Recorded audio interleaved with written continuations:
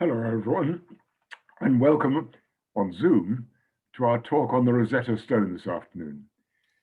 You'll probably know that as part of our festival, we look for anniversaries, and I was delighted to discover it's 200 years since the Rosetta Stone was finally translated. So I then set about trying to find somebody who would talk about it. And we're very fortunate to be able to have Professor Richard Bruce Parkinson of Oxford University, who actually has worked at the British Museum as well and shown people the Rosetta Stone, and he's going to talk to us today about it. Now, a bit of admin first, which is that if you'd like to ask questions, you'll find there's a Q&A button probably at the bottom of your screen, and if you click that, then you can type your questions in, and then at the end of the talk, we'll be able to go through and Richard will be able to answer some of your questions. Richard, it's a great pleasure to welcome you to Haslemere Festival. So over to you. Thank you very much, Hamish. I'm just sorry not to be with you in person. Haslemere is very much a favourite walking spot. And I should say this is very much a personal view of the Rosetta Stone, having curated it for almost 20 years. It was great to come back and revisit and rethink about it for this event. So I hope you enjoy the video, and I will see everybody for question and answers at the end in 45 minutes or so. Thank you very much.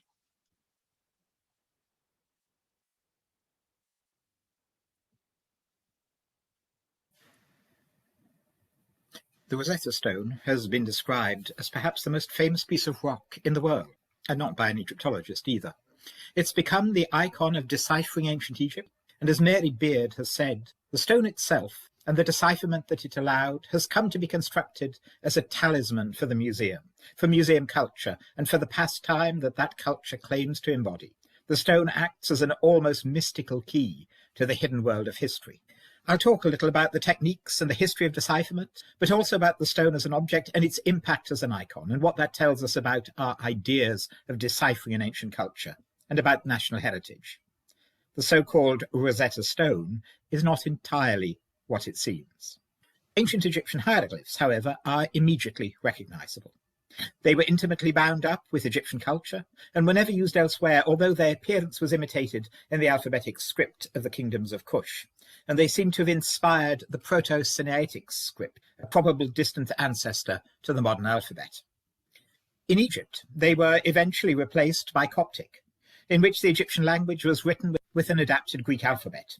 Here you can see a papyrus from Oxyrhynchus with Greek script recording the same language as was written in hieroglyphs on the Rosetta Stone.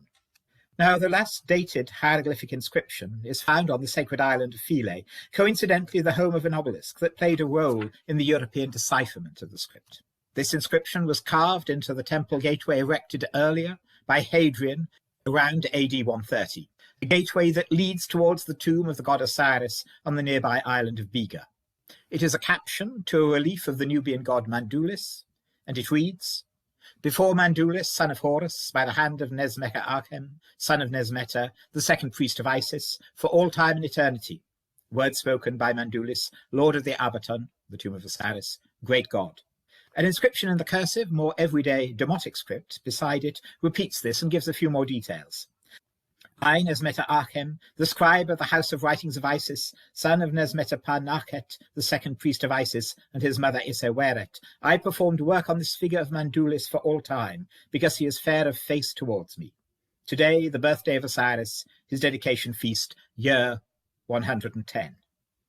The inscriptions written in the two Egyptian scripts found on the Rosetta Stone is dated by counting from the accession of Emperor Diocletian in AD 285 and corresponds to the 24th of August 394. The title of the inscriber is significant, showing him to have been an academic specialist concerned with sacred writings, that is, hieroglyphs. And with Nesmeta Archem, the hieroglyphic script disappears. It was scarcely a living script for him, but was probably an exercise in traditional prestige and display of an antique tradition. And notice that the figure of the god has been hacked out. Under Roman control, the Egyptian language was no longer the main administrative language in Egypt, and after the 3rd century AD, state sponsorship of the native temples had dried up. Hieroglyphs were already confined to and associated with this largely closed community, which increasingly had lost influence and wealth. Even their knowledge of hieroglyphs was uncertain, and inscriptions at the Temple of Esna in the late 2nd century AD are said to be full of errors. The final centuries of pagan Philae passed into Christian legend. A Coptic history of the first monk bishops of Philae tells how Bishop Macedonius deviously gained access to a sacred falcon in the temple and burned it. Between AD 535 and 537, the Emperor Justinian ordered the temple's closures, the imprisonment of priests, and the removal of statues to Constantinople by General Narses. And this event marks the definitive end of attempts to preserve knowledge of pharaonic written culture. And the temple was rededicated to St. Stephen, and further churches were erected on the sacred island. The images of the gods were hacked away, although the unintelligible script was left largely untouched. This narrative is important, since it's easy for us as users of the Roman alphabet to forget that the hieroglyphic and demotic scripts did not die out because other more efficient scripts, i.e. ours, evolved. They died out because of other cultural and political factors, which persisted and had deep effects on our perception of the script. Coptic itself died into a liturgical language with the Arab conquest of Egypt. In their death throes, hieroglyphs were associated with the mysterious pagan religion of Egypt, and this association persisted into the modern age, with quite disastrous consequences. Already in antiquity, hieroglyphs had been described by classical authors as a set of symbols, recording ideas without the intermediary of language, a tradition which continued into the Renaissance. The early modern period saw Arabic scholars in Egypt studying the script. Here is a copy of a lost Middle Kingdom stela, but the name of King Amenemhat II in hieroglyphs is still recognizable. The Arabic attempts met with no real success, nor did those of later European scholars such as Athanasius Kircher, who worked on the texts preserved on obelisks in Rome. His attempts are now much mocked, although they were quite natural at their time. For him, deep religious and philosophic wisdom was inscribed in what we now know to be simply names and titles of kings. And this pharaonic obelisk is a good illustration of this emblematic approach. The inscription on the base by Bernini reads, "Let any beholder of the carved images of the wisdom of Egypt on the obelisk, carried by the elephant, the strongest of beasts, realize that it takes a robust mind to carry solid wisdom." Hieroglyphs here are wisdom, recorded with symbols and without the intermediary of language. They were, after all, pictures. And besides this is what the classical authors had said. The idea of the Greeks that hieroglyphs were symbolic were not so wrong in their context. The script is actually a mixture of sound and picture signs. Most museum visitors suffer from the same misconception of the script, to the extent that they believe that Champollion's decipherment was either false or partial, and that a new meaning will be found in the Rosetta Stone. And I speak as somebody who was attacked as a genocidal criminal when I was very gently skeptical about a claim that the stone was actually a text about DNA. To demonstrate the nature of the writing system, a very neat example is the word for cat, which is written like this. The first sign writes me, a biconsonantal sign. The second sign complements this, it's a phonetic complement, E, and a third sign provides the next consonant, U. The final sign, as in most words, is a determinative or classifier, a picture sign expressing the lexical class of the word, and here it shows that the word refers not just to an animal, but specifically to a feline. As vowels were not usually written, the phonetic reality of the word behind the signs is difficult to reconstruct, and it will have changed, although the written form of the word remained largely unchanged for a few thousand years. Egyptologists transcribe this word as mu, but in Coptic the word is written imu. Another example, this time from the Rosetta Stone, is the word for stela, ahai, a series of 3 sound signs spelling out the word, followed by a pictorial determinative. The determinatives also help divide a word from following signs, since there are no spaces between words, so they really are part of a very sensible writing system. On this much earlier stela, there are lists of personal names with the determinatives for the men and the women lined up in separate columns, showing how the Egyptians would utilize the different natures of their signs. And when the Greeks were observing this, they were struck by the pictorial aspects of the script because it was so different to theirs.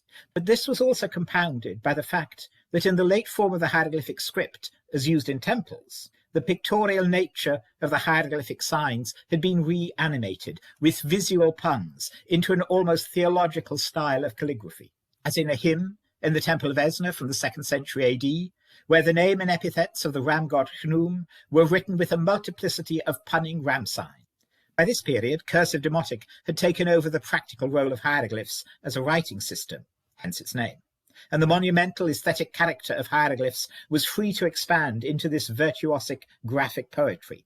Although highly esoteric, it is arguably also immensely witty, although in this case perhaps a bit too much for its own good, as it cannot now be read with any absolute certainty. Faced with such well-founded misconceptions, and with so little data from Egypt, it is easy to see why the European decipherment took so long. When you're looking for symbols of the secrets of the universe, it's hard to analyse what is very much a prosaic script recording the sounds of a language. But then, in 1799, a new piece of evidence emerged, while Napoleon was defending his invasion of Egypt. He'd intended to claim the routes to the east and India, but also to establish his empire as a natural intellectual successor of a great ancient culture. And so he came to Egypt with a group of savants to produce a full Enlightenment survey of the country, both ancient, modern, and natural histories. The exact date of the discovery of the stone is not known, but it seems to have been in mid-July. It was found during works to strengthen the fortifications of Fort Saint-Julien at El Rashid, also known as Rosetta. Rosetta is actually the Italian name of the place, so the stone should more correctly be called the Stone of El Rashid. And the stone is not really a stone. That would suggest some natural force, which is perhaps handy if you want to claim ownership, but we'll come back to that. It's actually a fragment of a normal-shaped stela, some 130 centimetres high, erected in 194 BC. The present instantly recognisable shape of the fragmentary stela found at El Rashid is itself an accident of its history. The stone had been used as a medieval building block by the Sultan Kate Bey, 1468 to 95, for his fortification at El Rashid, and it was almost certainly already fragmentary when it arrived there, presumably having been moved from a ruined temple in the vicinity. The destroyed pagan temples were a very handy source of stone in the agricultural delta landscape. It was found by the 23-year-old Pierre-François Xavier Bouchard under the French commander General Menu, and they immediately recognized its potential as a key. This is clear in its appearance.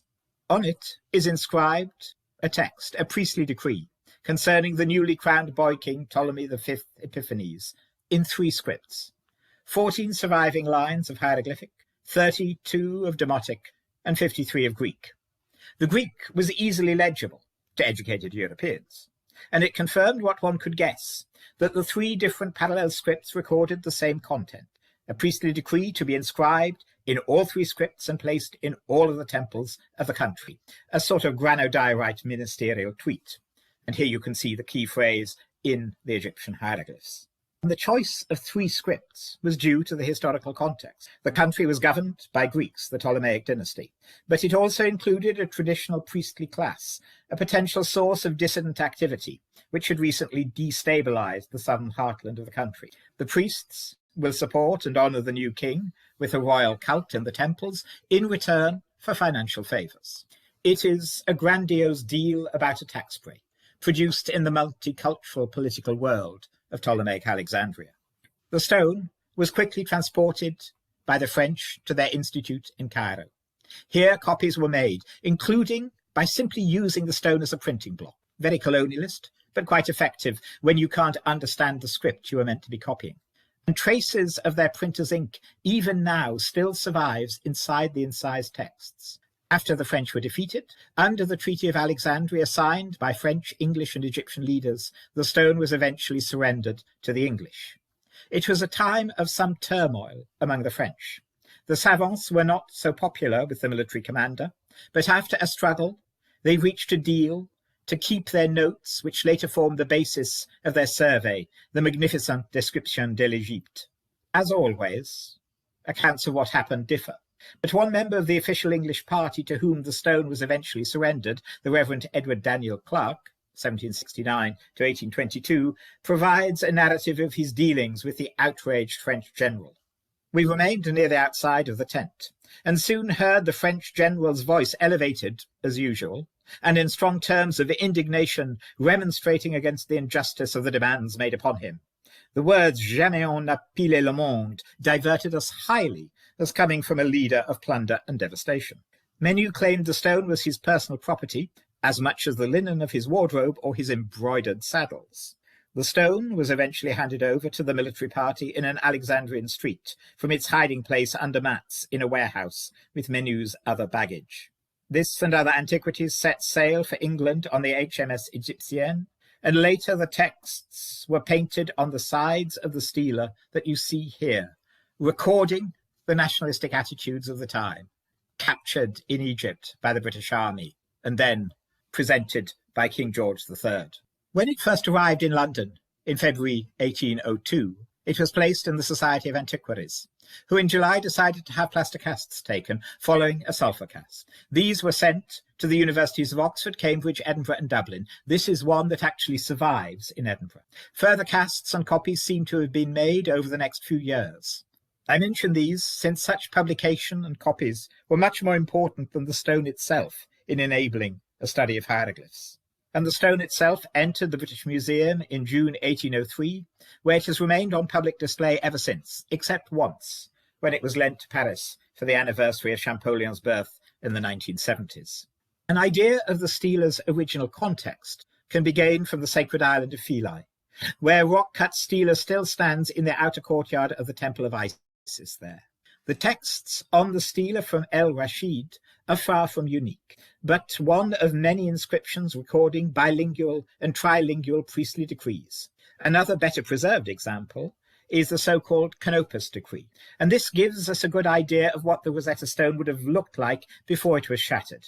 Here is one reconstruction, although no one is absolutely certain if the El Rashid stela would have had a scene of the king and gods at the top, as on the Canopus decree. The chances are that the stela was placed in one of the outer courtyards of the temple, as seems to have been the case in the temple of Bubastis, where a fragment of another stela was found, very wrecked, but still in situ. But which temple was it erected in? The best guess is the temple of Sais, not so far away from El Rashid, but some deposits on the stone have suggested that it might have spent some of its history underwater, in which case it must have been in a temple much closer to the coast.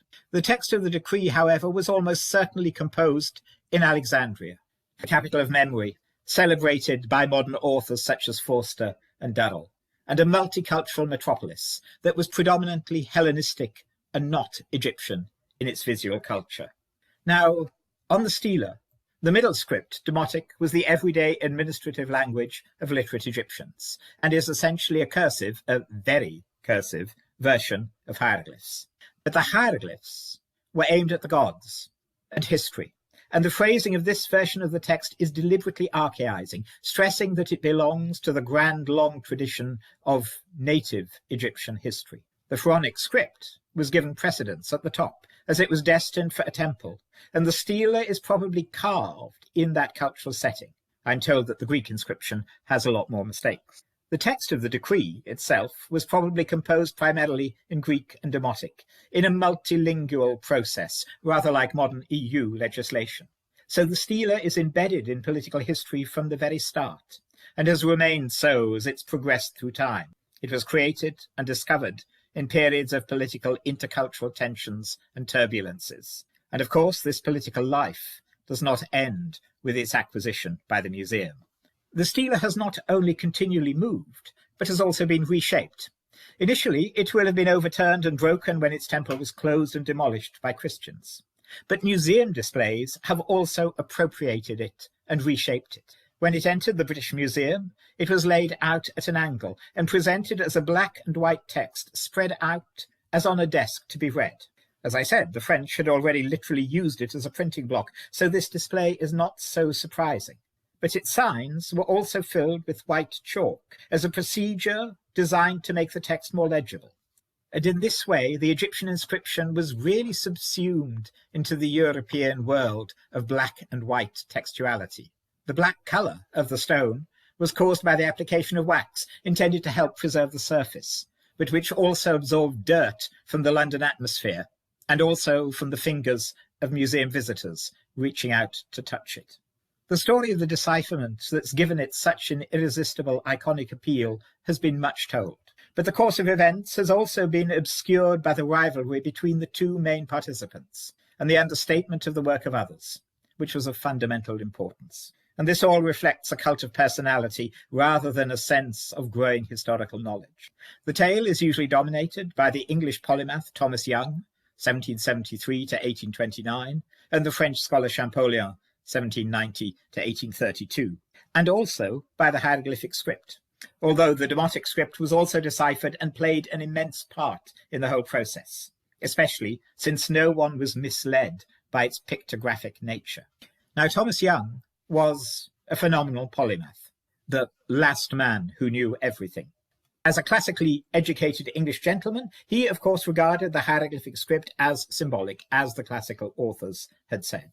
And in this letter, addressed via his father to the traveller William Banks, he lists groups of hieroglyphs with his suggested meanings. And they are almost all entirely correct, but he could not explain these guesses.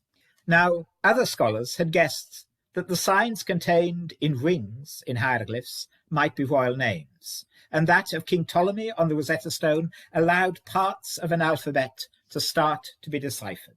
And this was supplemented thanks to an object later acquired by William Banks from the island of Philae, with the name of Cleopatra. You can see here the base from which he removed it. And it now stands in the gardens of his house at Kingston Lacy in Dorset. It was hoped that this monument would turn out to be a bilingual inscription, as there's a Greek text on the base, but it is actually not the same text as the hieroglyphic inscription on the obelisk. And Young missed the key point, that the whole script used sound signs, and he assumed that the alphabetic signs were used in the names of Ptolemy and Cleopatra because they were non-Egyptian. How else could the classical account be correct? Young's proposed set of alphabetic signs were published in the supplement to the Encyclopaedia Britannica in 1819. But a copy of the inscriptions on the Banks obelisk reached Champollion in 1822.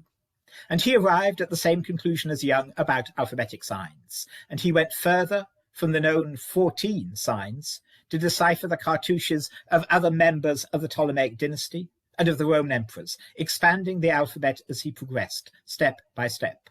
And he was even able then to write notes to friends, dedications in hieroglyphs in French. It was later claimed that Champollion, the unscrupulous but ingenious Frenchman, based his discoveries without acknowledgement on the English research. But who can tell? It seems certain, however, that Champollion worked from copies of the stone, and he seems only to have viewed it once in a very poorly documented later trip to England. Now, Champollion's own insight about the nature of the hieroglyphic script is often presented as an almost mythical event, a moment of superhuman revelation. On the 14th of September, 1822, he received copies of inscriptions from the temple of Abu Simbel, which had been sent by a travelling friend, the architect of the Arc de Triomphe, Jean-Nicolas Huot, who had been at the site with William Banks's party. You can see how small the world was. These included a cartouche on which Champollion could read the final two signs as S and S on the left here. He knew Coptic, having studied with a Coptic priest, and his knowledge of Coptic suggested that the sun-shaped sign at the top might represent the word for sun, in Coptic, Ra. So the word could be read as Ra-ses, instantly suggesting the royal name Ramses, familiar from the accounts of the Greek historian Manetho. Another sheet had a similar group of signs in a cartouche, but with an ibis, on the right here, the animal of the god Thoth, instead of a sun disk. So this could be read Thothmes, another name preserved by the Greek historians as Tuthmosis. And from these names, Champollion realized that the script could be interpreted predominantly as sound signs. And it also included word or picture signs. And more importantly, it was used to write native names from the Pharaonic period. And so it could have been used to write the entire Egyptian language in exactly the same way. According to the account of his nephew, he rushed to his brother's room in the institute on the afternoon of the same day, cried, "Je tiens mon affaire," and collapsed in a dead faint, lasting 5 days. Recent re-examination of contemporaneous sources has cast doubt on the details of this narrative. It's a myth, but it does capture his key revelation. Champollion read his famous report, the Lettre à Monsieur Dacier, at the Académie des Inscriptions et Belles-Lettres in Paris on Friday, the 27th of September, 1822. And he described in this the alphabet which was used to write non-Egyptian names, and in the concluding pages he announced that he was certain that the sound signs were an integral part of earlier pure hieroglyphic writing. Among the select audience was Thomas Young, who reacted graciously, but probably only because he assumed that many of Champollion's ingenious claims actually would turn out to be false. And relations soured as Champollion's hypothesis became more and more widely accepted. The full realization of the nature of the hieroglyphic script, hinted at in the Lettres, was published in 1824 in the Précis du système hiéroglyphique des anciens Égyptiens by Monsieur Champollion le Jeune, and this marks the decisive step in decipherment. His full grammar was only published posthumously in 1836. News of the decipherment spread, but it was perhaps only with the discovery of the Canopus decree in 1866 that it moved from the realm of admired hypothesis into acknowledged certainty. The relationship between Young and Champollion is a nice example of how published writings don't ever correlate with exactly what happened, and they rewrite events from different viewpoints, how impossible it is to know exactly what really happened. And debates continue over who should be given the credit, ignoring the fact it was a very collaborative process between scholars. And the British Museum displays have suffered from this. For years, the panels had two images of the rival decipherers, both exactly the same size. And we endured many complaints from French visitors that Champollion's image was far too small, and from English visitors that Young's was far too small. They were exactly the same size. The stone has become an instantly recognizable symbol of decipherment, even though it didn't really exclusively enable it. But its conceptual appeal is irresistible. It has been the best-selling British Museum postcard for decades. And so many souvenirs are produced. These are some of my favourites: a chocolate version of the Rosetta Stone with 3 scripts, and a USB stick, and also innumerable guides. It is also featured in manga comics, and also in this fine historical novel by Barbara Ewing, which is set in the period of the French domination of Egypt. As such an internationally recognizable icon, it is of course a major tourist magnet, and so is extremely profitable as an income generator. Part of what makes the stone such an icon is, unfortunately, the idea that decipherment is a single event, whereas it is always an ongoing process of dialogue. Champollion could, according to his friends, read naturally everything that he saw in Egypt, but we now realize how partial his understanding was about the language and the culture. And it is relatively easy to translate texts in one sense, word for word, but to see what they actually mean is another matter. The metaphor of decoding a script, a text, or a culture is a deeply dangerous one. Texts are never simply windows on the past. The Rosetta Stone is no Stargate of the ghastly film, or some sort of granite enigma machine. Cultures and artifacts are complex, embedded in social worlds and experiences, which means that the myth of decipherment and decoding is rather dehumanizing as a metaphor for understanding. And how would we feel if someone announced they had decoded English culture, I wonder? Or finally, they had deciphered King Lear? The biggest change in the stone's modern appearance happened at the bicentenary of its discovery, with a major re-examination and conservation of it as a museum object. Altering the appearance of an icon is always dangerous, so there was much discussion and very careful testing. Once the wax and finger grease covering the stone were identified, they were gently removed using solvents, always keeping the stone on public display. Initially, a patch was left unconserved, so as not to remove the familiar black and white appearance too suddenly, but this too was eventually removed a few years later. The conserved stone is now visibly a fine to medium-grained quartz-rich rock containing feldspar, amphibole, and mica, a granodiorite, and the stone it is carved from has been identified as coming from the ancient quarries close to the island of Philae in the far distance here in a view from Aswan. It is not the black basalt that it has resembled almost since its discovery. So many postcards, so many captions, and all so wrong. During the bicentenary exhibition, a trial redisplay was done, and then an extremely expensive Hahn showcase was commissioned. The decisions taken about the redisplay addressed concerns about cultural restitution. The stone is, of course, infamous as a piece of European military spoil, although it was technically a legal acquisition as part of a signed treaty. Recent books, such as Dan Hicks's The Brutish Museum, have foregrounded unethical collecting in the period of empire and afterwards. And museum culture is now rightly challenged for not being inclusive and not community-led. And many of these concerns about nationalism were raised early in the 20th century by voices such as E.M. Forster's, who in 1920 published The Objects, a review of the memoirs of the newly knighted Wallis Budge, 1857 to 1934. Budge expanded and curated the Egyptian and Assyrian collections of the British Museum. In Forster's account of Europe's interest in antiquities, the Renaissance's imaginative engagement with the past gave way to the interest of a new purchaser, the modern European nation. National possessions, they were now called, and it was important that they should outnumber the objects possessed by other nations. It may not be on display, but we have it, which is what matters. It would be humiliating to think it was on exhibit in Cairo. Forster's is a scathing and a very perceptive account of both Budge and the ethos of national collecting. At the bicentenary, there was a conscious decision to reverse its English display and to remove it from its iron cradle and restore its character as an Egyptian temple stela. And when lifted up the right way, it stood upright once again. Wedges were at the ready in case it needed any support, but they were completely unnecessary. It was heavy, but it sat very securely. Of course, it is a very well-carved Egyptian monument. And it was placed upright on a stone base chosen to suggest the colour of Egyptian sandstone, to make it look once more an Egyptian monument standing on a courtyard pavement surrounded by other temple monuments. A central position in the Egyptian sculpture gallery by the entrance from the new Great Court was chosen to allow people to circulate round it and to see it from all angles.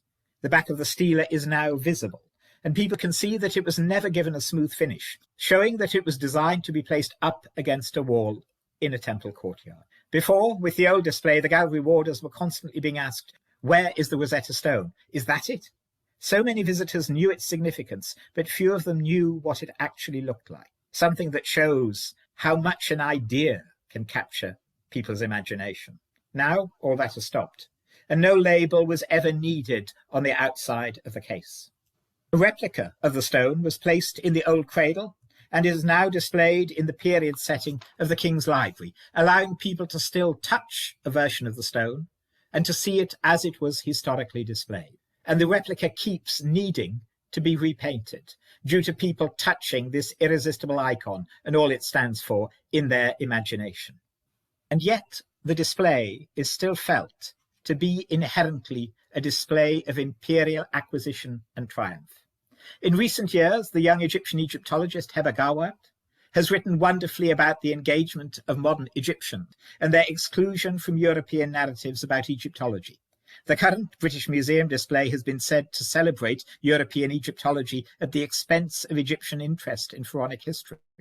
But the Egyptian attempts at decipherment, although certainly overlooked and undervalued, did not actually result, I think, in a secure, total decipherment. And whatever one tries to do, it is hard to disentangle it from its regrettable modern history. The painted texts on the side of the stone were left there during conservation to show visitors precisely this. It would have been very easy to airbrush them out of history, but that sort of simple, sanitized heritage goes against the stone's own complicated stories. But still, leaving them, it seems, can be mistaken for an endorsement of their nationalism. Should the stone be returned to Egypt, now that it has become a symbol of Egyptian national identity? Zahi Hawass says that he asked the museum to borrow the Rosetta Stone for the opening of the Grand Museum, but never received a reply. The recent head of the Egyptian department, Neil Spencer, has said that the museum has never had any formal requests from Egypt. As with Young and Champollion, passions and national identity run high. Cultural restitution is often a complex issue, and the Rosetta Stone is perhaps one of the most complex examples. Some Egyptians see it as a piece of world culture, while others call passionately for its return to Egypt. Now, for me personally, something like the Parthenon sculptures are cultural artifacts that could be displayed much more meaningfully in their original context. They have certainly been touchstones of Greek culture in England for many years, but the new Athens Museum would allow them to be viewed within sight of their original location, wonderfully so. But when we consider the stone, to whom should it be returned? Who is the right source community? The descendants of the Greek-speaking Ptolemies, or of the Egyptian priests?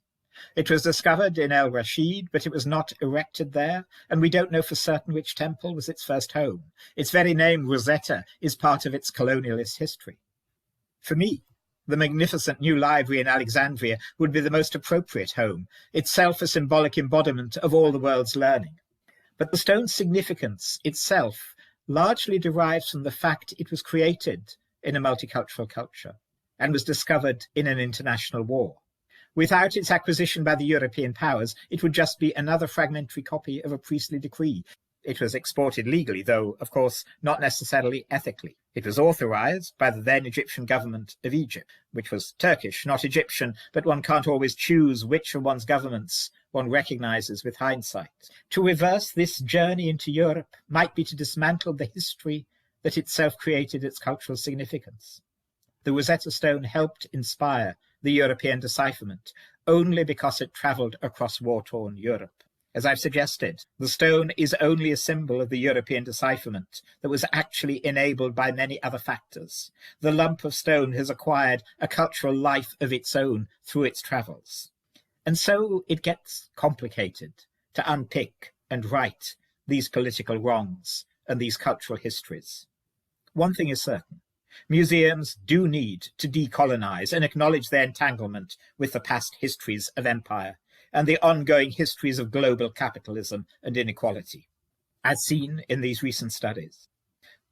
In Egyptology, the colonialist myth of the white hero in Africa, perpetuated in imperial pulp fiction, is still kept alive in films and taken up by Egyptologists, even Egyptian Egyptologists.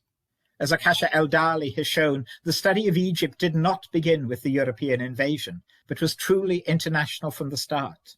Source communities must be involved in deciding how their heritage is to be displayed, but even a community-driven approach to museum interpretation is not without problems. Here, you see an announcement of the inclusion of the Rosetta Stone in the British Museum's LGBT Trail, also a project I was involved with. The gentleman collector, William Banks, mentioned earlier, had to flee Egypt, having been caught in the bushes with a guardsman, twice, actually. And his involvement with the stone makes it part of LGBT history. But this announcement caused a negative reaction from some Egyptians on social media, as if the claims from these different communities were incompatible. The problem is perhaps that while history, as David Lowenthal has said, is for everyone, heritage is constructed to be for us alone. And whose heritage is it? Whose claim to own it has absolute authority? Decolonizing can be, as Heber Gawad has argued, simply recolonizing with another agenda, unless the silenced and the excluded are really at the heart of the motivation. And here I think the Rosetta Stone really has a role. It inspired, after all, a decipherment that gave a voice back to the multitudinous dead of ancient Egypt, unheard in Europe for centuries. This aspect of the stone's history appeals to me as I work on Egyptian poetry. It's a great privilege of my current job to teach it on a weekly basis. Now, the most famous of these ancient poems is The Life of Sinuhe from 1850 BCE. Who owns Sinuhe as an object or poem? On social media, idealists would claim that knowledge should be repatriated as well as objects. But what does this mean for cross-cultural studies, for translation? The manuscripts of Sinuhe are, thanks to similar processes as the Rosetta Stones, and thanks to collectors like Budge, scattered across the world in Berlin, Cairo, London, Oxford, and even Buenos Aires. The major scholar who worked on the poem was the English Alan Gardner, and its greatest reteller, the Egyptian Naguib Mahfouz. It is a poem about cultural identity, an Egyptian who tries to find a meaningful life in the Levant, To my eyes, it is a very dramatic work, equal to Milton or Shakespeare in its passionate and elegant verse, evoking a period when introspection was valued by the ruling elite and reflected in their portraits. I, as a modern Briton, do not have any absolute right to work on it, or read it with any ownership or authority. I work towards a queer philology that does not claim any authority among interpretations, and I defer to the readings of Egyptian authors who have a particular resonance in speaking about their own country's culture. Translation itself has so often been colonialist, but it is not always inherently unethical if it is driven by sympathy and empathy. Mind you, Sinuhe has certainly been trivialized and cheapened by academic and other translations, including one very nasty Hollywood film, subsuming it into the myth of the civilized man living abroad, insisting that the inner life can pay, as Auden put it. The European decipherment of the stela from El Rashid was certainly colonialist. Everything was at that period. And this statue of the triumphant Champollion now causes protests as it embodies his actions as a posture of dominating ancient Egypt in a very troubling manner. But the decipherment has also enabled cross-cultural studies. So, in a way, I find the troubled history of the stone and the current controversies immensely reassuring. It is not glamorous or golden. It is a fine bit of granodiorite, if you like, that sort of thing, but it is not in any sense beautiful or visually appealing.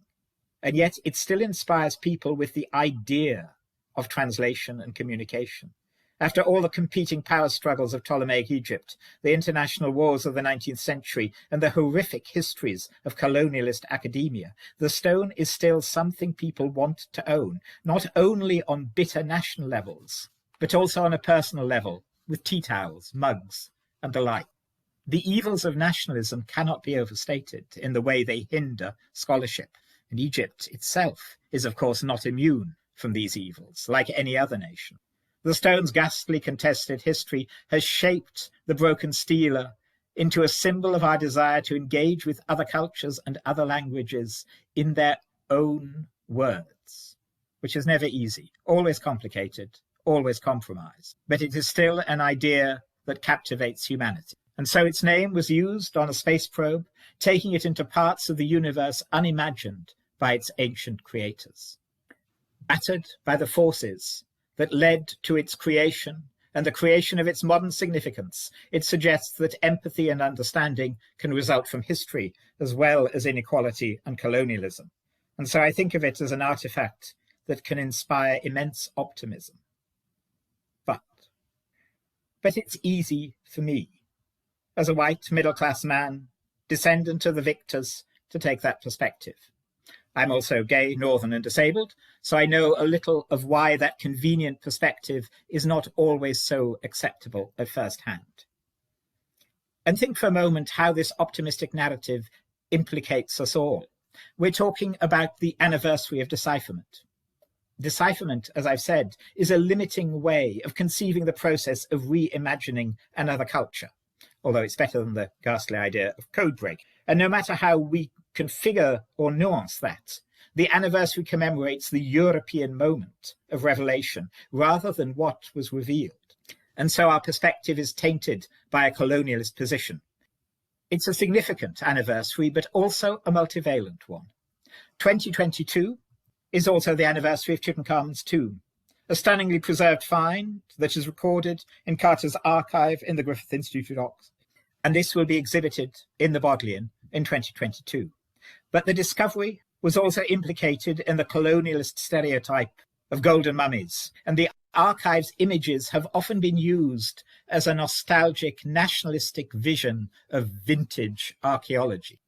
And 2022 is also the anniversary of Egyptian independence, when the country ceased finally to be a British protectorate, and pharaonic culture provided a model for independent identity, as in the mausoleum of the Prime Minister Saad and Zaghloul. History looks very different from different cultural perspectives and in different languages, as the curators of the stone will have known all too well as they drafted and redrafted the differing texts. In conclusion, I'd urge you to look past the battered object itself, back through its various lives and locations, the sunlit courtyards of Sais or the temple workshops, and look for what was revealed for European readers, another culture in its own words, challenging our Eurocentric assumptions and stereotypes about this ancient other world. The Australian novelist Patrick White once noted, "We assume that permanence is a property of pyramids and suffering, but true permanence is a state of multiplication and division. Thought and expression are bequeathed." And for me, the life of Sinuhe is one voice that has been bequeathed to us, that crosses nationality and centuries.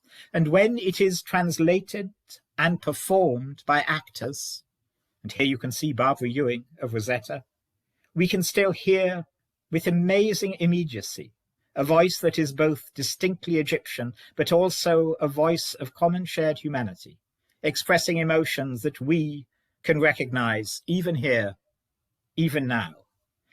Ironically, it is when Sinuhe is exiled abroad that he senses how Egyptian he is. And he cries out, as the stealer from El Rashid might well, "Whatever God fated this flight, be gracious and bring me home. Surely you will let me see the place again where my heart still stays."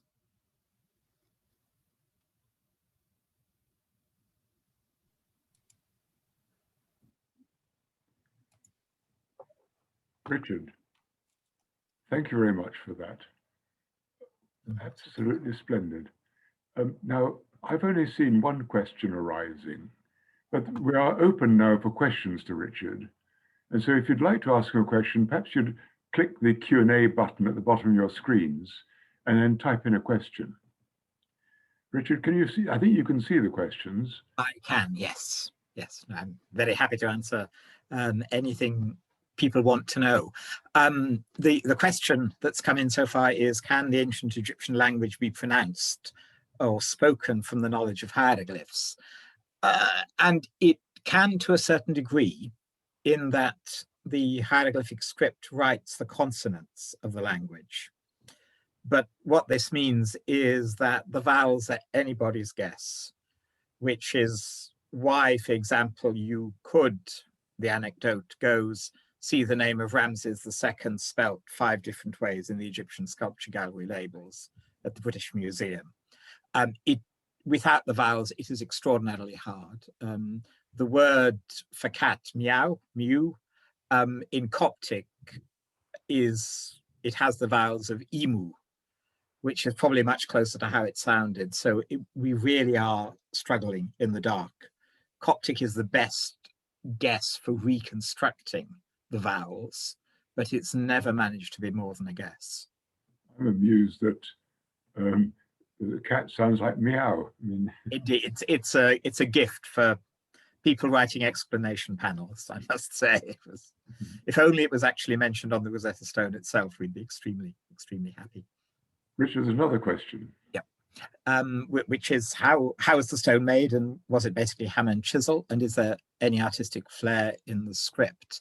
The stone is granodiorite from the quarries of Aswan, and that is quarried using wooden wedges and water to split the stone, dolerite balls, a harder stone to pound it, and then it is basically smoothed and chiseled by copper alloy tools and quite hard quartzite sand. So the idea of so many stelae across the country is a very substantial investment. And the Rosetta Stone is not the greatest carved of all hieroglyphic scripts, but because the signs are pictorial, the hieroglyphic script really lends itself to a visual presentation. And hieroglyphs and Egyptian art are very closely intertwined throughout thousands of years of Egyptian history. It's got a fair claim, I think, to be the most beautiful script in the world. And when you see some of the temple walls at Karnak, say the White Chapel at Karnak, you can see as much attention is given to the design of the hieroglyphs as it is to the main scenes on these monuments. So it can be stunning. The Rosetta Stone, as I say, is elegant and quite carefully laid out and very proficiently carved, but the main emphasis, I think, is on the bulk of the stela and the number of texts on it, rather than the execution itself. Richard, it sounds as though you've done quite a study of Egypt and the country. Have you done many sort of exploratory tours there? I'm diabetic, so I can't actually excavate in Egypt. And I used to do lecture on tours to Egypt as a way of getting there. So hence the slides of monuments. I see another question, which is the meaning of words in a language is very contextual. Do we have enough understanding of the context of ancient Egypt to be certain of the meaning behind the words? No, we don't. The great Berlin Egyptian Dictionary project is still very much ongoing.